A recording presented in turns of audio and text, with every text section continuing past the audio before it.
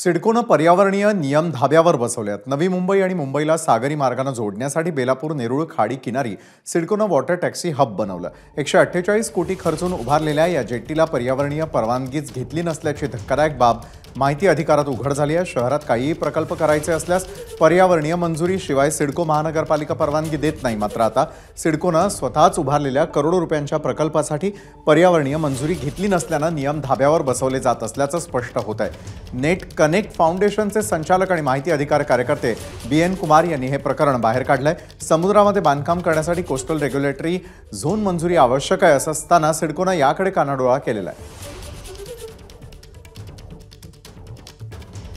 जेट्टीचं काम करण्याच्या वेळी ते पाण्याच्या प्रवाहावर अडचण टाकली गेली आणि प्रवाह बंद झाली। त्याच्यामुळे DPS फ्लेमिंगो लेक जो आहे संपूर्णतः ड्राय झाली होती आणि आणखीन एक 3 वॉटर चॅनल्स होते ते पण सगळे चोक झाले होते। त्याच्यामुळे पाणी आणायची जाण्याची मार्गावर अवरोध झाली होती।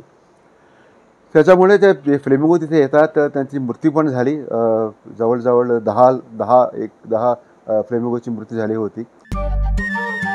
नमस्कार। मन सुद्धा तुझं ही ABP माझावरची वेगळीच मालिका खूप गाजली। हिचा दुसरा सीझन केव्हा येणार अशी अनेकदा विचारणाही झाली, पण आता प्रतीक्षा संपली। लवकरच येतोय सीझन 2। मन सुद्धा तुझं होई मन सुद्धा